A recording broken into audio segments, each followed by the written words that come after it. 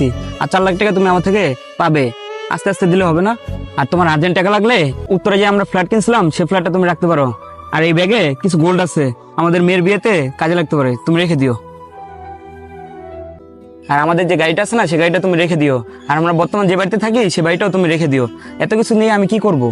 আরে মেহেদি, তুমি কি পাগল হয়ে গেছো নাকি? কোর্ট থেকে তো আমাকে 5 লাখ টাকা দিতে বলছো, সেখানে তুমি আমাকে 1 লাখ টাকা দিছো। আর বাড়ি গাড়ি নিয়ে এত কিছু দিয়ে আমি কি করব? আরে ময়না, আমি তো একলা মানুষ, এত কিছু দিয়ে আমি কি করব? তাই এগুলো তোমাকে দিয়ে দিলাম। আর আমি চলে যাওয়ার পর এইসব দিয়ে আমার কি হবে? চলে যাওয়ার পরে মানে? তুমি এসব কি বলতেছো মেহেদি? কিছু না ময়না। দেখো মেহেদি, আমার কসম লাগে। তোমার কি হয়েছে তুমি আমাকে সত্যি করে বলো তো, তুমি আমার থেকে কি লুকাচ্ছ? ময়না, সত্যি বলতে আমার না ক্যান্সার হয়েছে। কি? হ্যাঁ, ডক্টর বলছে আমার হাতে কিছুদিন আর সময় আছে। মেহেদি, তুমি এত বড় কথা আমার থেকে লুকাতে পারলা? তুমি এতদিন কেন আমাকে বলনি?